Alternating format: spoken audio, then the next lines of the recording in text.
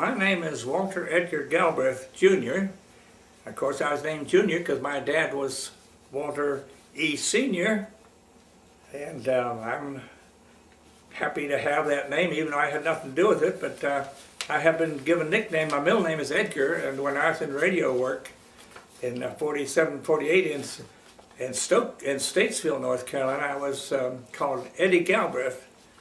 And when I'd make mistakes on the air sometimes, I'd write a little piece in the column say, "Steady Eddie Galbraith did it again." But anyway, I'll start from the beginning. I was born in Pittsburgh, Pennsylvania. My mom and dad were Walter Edgar Galbraith and Evelyn Virginia Griffiths. She came from a Griffiths family. And if I may, I'll give you a little bit of story just briefly about, I won't go into detail because this could last forever. But this is a story about my early childhood and my maternal grandfather and my mother and her one sister and two brothers. Granddad Richard Griffiths lived in a section of Pittsburgh called Shenley Heights, and I lived in a suburb of Pittsburgh called Brookline with my mom and dad and two sisters. And my two sisters and I would awfully get in the car. Of course, at that time, Dad was driving, and we'd go to Shenley Heights to see my granddad, to talk to him because he was interesting. And he was married to Catherine Griffiths, so my mother's maiden name was Evelyn Virginia Griffiths. She had a sister named Elizabeth Griffiths, who was a school teacher. Of course, my mother was a school teacher before she became a housewife. Then I had another uncle on my mother's side who was named Robert Griffiths. He was an executive with a steel company.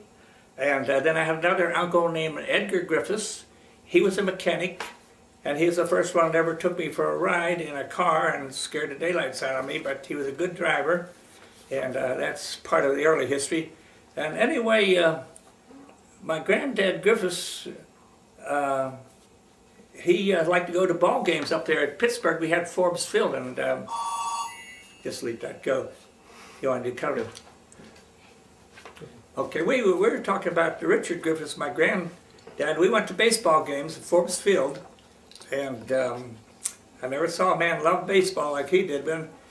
And also, I'll tell you one thing we did is on my maternal side of the family, my grandmother was rather well-to-do, and she would treat us all to a vacation at Cape May, New Jersey every summer.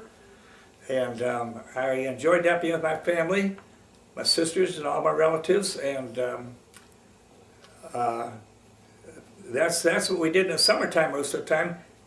Then when I talked with my granddad on the back porch, we would talk about, he loved to smoke cigars, and he'd tell a lot of his early days in the steel mill. He was a hard worker. He was a laboring man. He worked in a steel mill and fired the furnaces that produced the steel that made all this industry for Pittsburgh.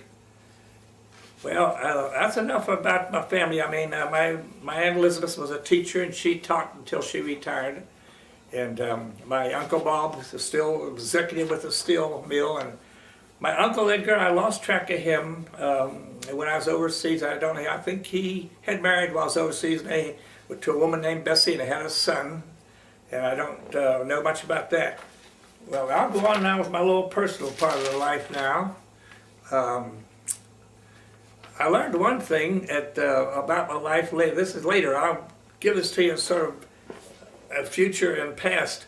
This is a future. I moved to Hickory with my family, and well, it would be about 1960, somewhere around there.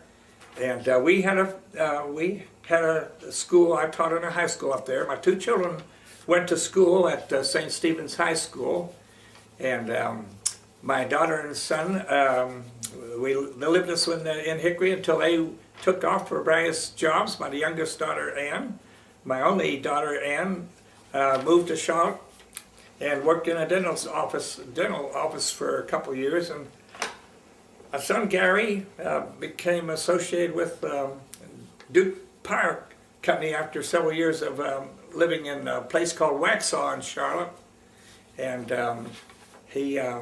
well, in fact, he was working with Duke Power when he lived in Waxhaw, right? Okay. Mm-hmm. And so I would say my children are both very ambitious, and one thing I hate to say, when I was in Hickory as a school teacher, there were 3 months where you didn't have any work because the children, it was in a farming community, the children worked on a farm, and I would be sitting at home with my wife, Mary Helen, and she was working, and I was sitting there, supposedly being the babysitter for the 2 children, but we needed that money, so someone suggested that there were openings in a furniture factory up there.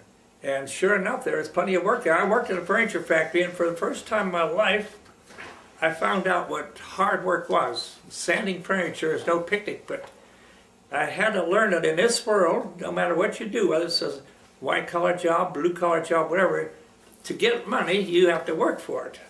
And I will say that it seemed like, I hate to say it, but most of the time I tried to find jobs that were easy, make my money the easy way. But this taught me a lesson. Our son, while I was working at the furniture factory, he had gone to work in a machine shop. He had more ambition than his dad because he had a rough job. He came home in the evening all greased up, and he was working, in fact, he was working really a little bit underage, but he was so talented, this man was really violating the law, but nobody found out about it.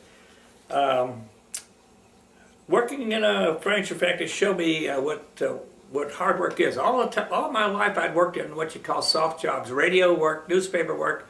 To me, it took a little brain power, but not much muscle.